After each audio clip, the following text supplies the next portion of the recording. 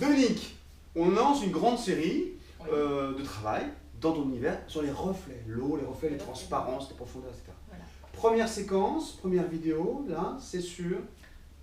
Une eau calme. Voilà, d'accord. On démarre sur une eau calme avec plusieurs exercices à l'intérieur. Plusieurs exercices. Il y a l'eau calme. Oui. Donc après il y a l'eau un peu mouvementée. Un peu moins calme, oui. Et l'eau avec un ciel orageux, donc ça se reflète dans l'eau. Super, 3 exercices. 3 exercices. Excellent. À faire et à refaire. On y va, au boulot. On commence classiquement, Dominique, par parler du matériel et des couleurs qu'on utilise. Voilà, donc aujourd'hui matériel simple, le spalter, les petits gris, pinceau éventail, pinceau donc à réserve d'eau et pinceau filet pour le graphisme.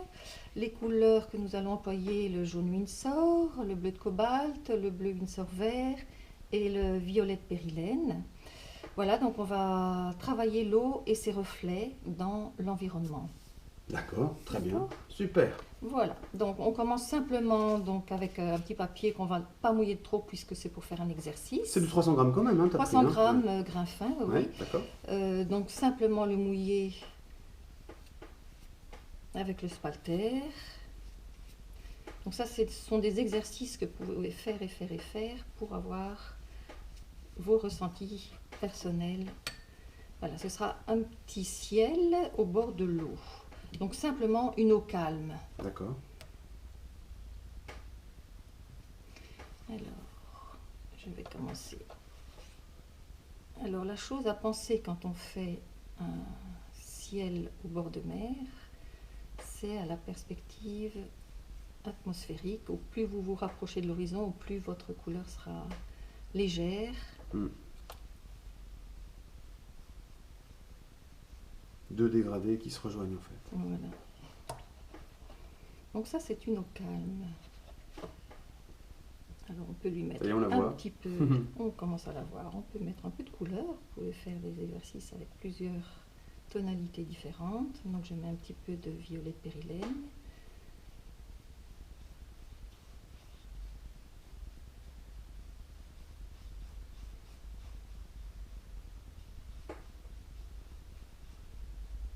Geste très simple. Voilà, en fait, tout simple, tout simple. Alors, ne pas oublier de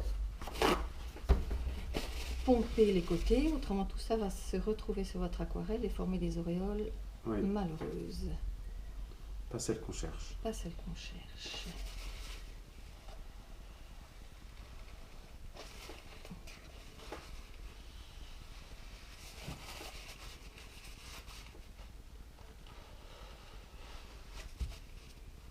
Patience, patience.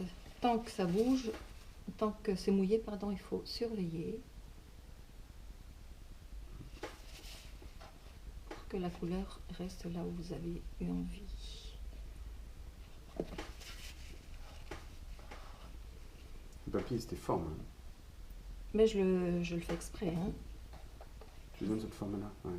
Pour que ça aille sur les côtés et non pas au milieu. Si je laisse mon papier tout plat, ça va former une auréole ici. D'accord, d'accord. Donc là, les couleurs vont dans le sens de la ligne d'horizon. Okay.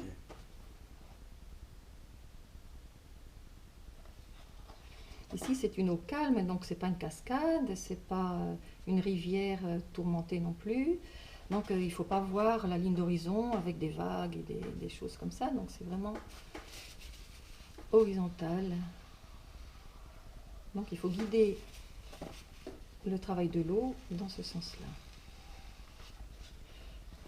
Voilà, patience, patience. Donc si vous voulez stabiliser cette surface, vous pouvez avec le sèche-cheveux fixer ou alors attendre tout simplement parce que vous voyez qu'il y a différents degrés d'humidité. Ici on risque une petite auréole qu'on n'aura peut-être pas forcément eu envie d'avoir.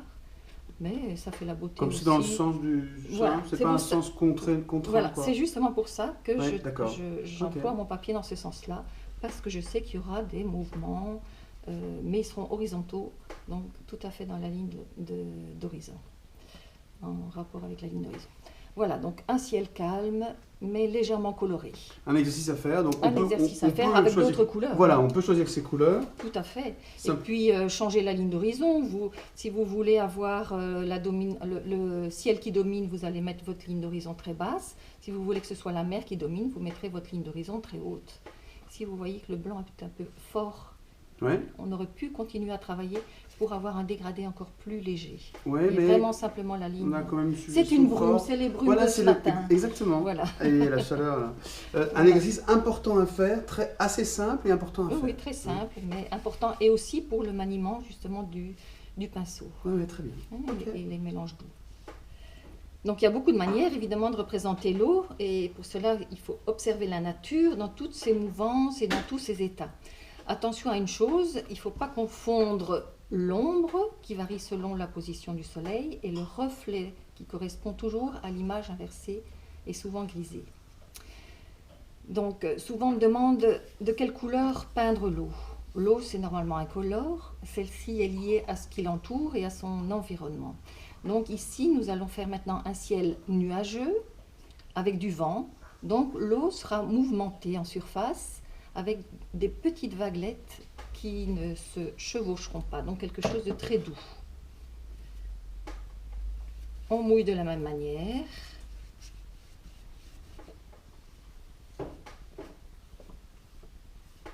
Voilà.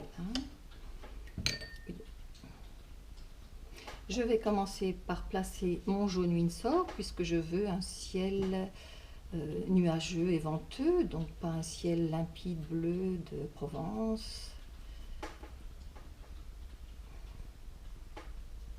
Donc toujours avoir la correspondance de ce qui se passe au-dessus de la mer.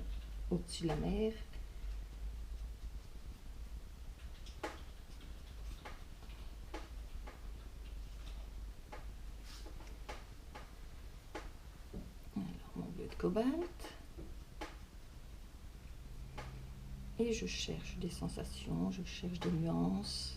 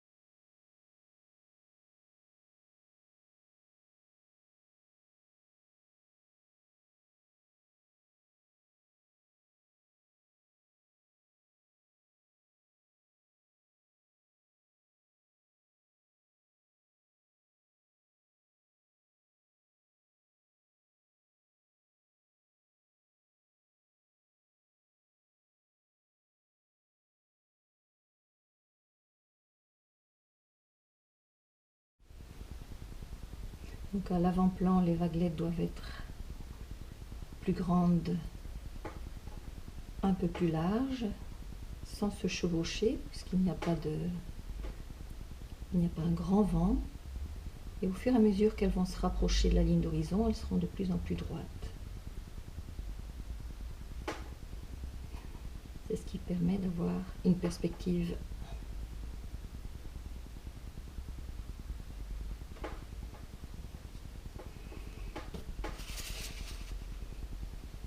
surveillance du cycle de l'eau.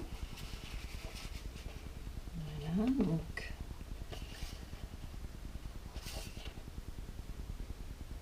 ne pas balancer de haut en bas, mais plutôt de gauche à droite pour garder cette ligne d'horizon et l'horizontalité des traits.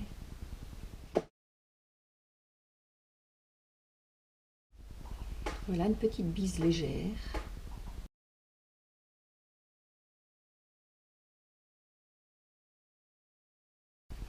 Voilà donc le troisième exercice de ciel et de mer, donc le mouvement de l'eau, les reflets de l'eau. Ce sera un ciel d'orage avec grand vent. Toujours le même procédé, on mouille le papier.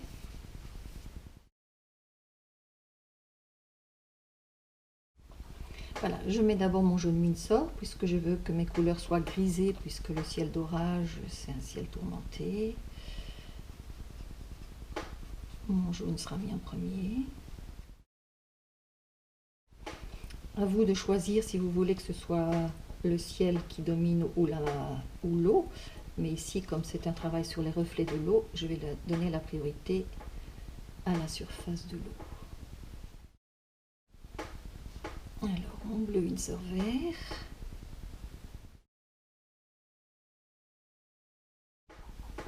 Mon bleu de cobalt.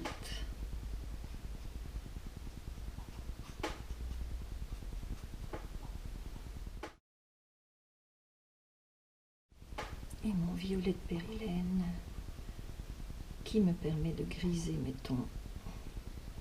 Alors ici, il y a beaucoup de vent, donc attention au sens que vous allez donner à vos nuages.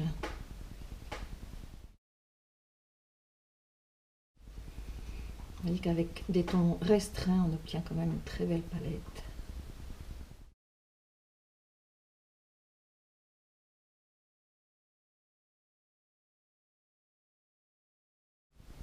Faire fuser les couleurs, prendre le temps.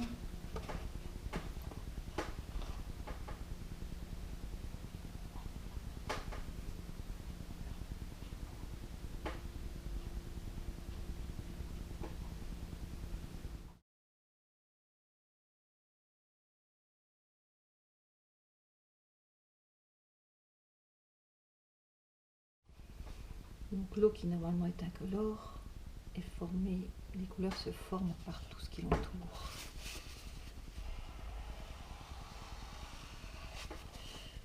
On surveille l'hygrométrie.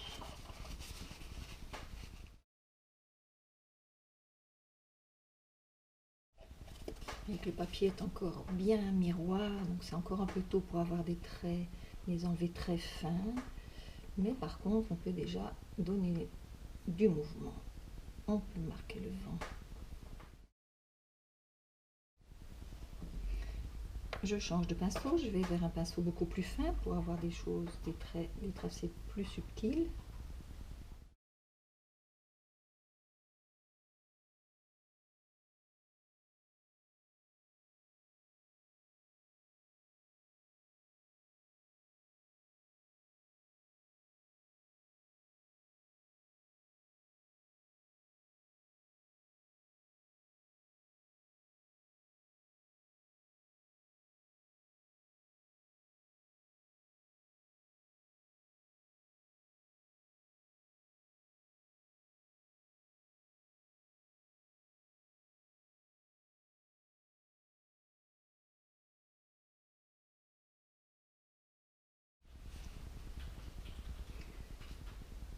Ici, mon pinceau était très chargé en eau, donc ça a provoqué des auréoles volontaires.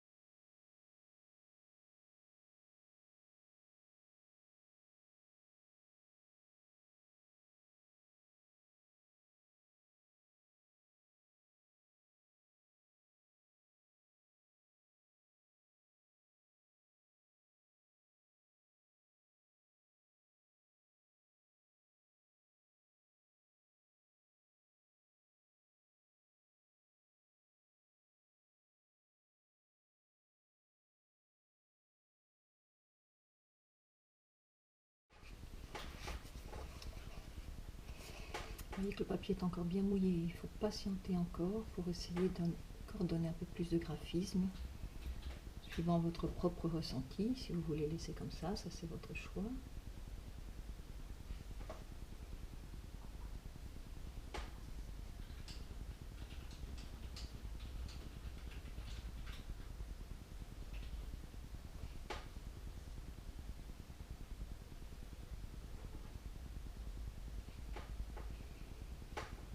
Vous voyez que je penche mon papier vers moi pour que l'eau dégouline vers le bas et non pas vers le ciel.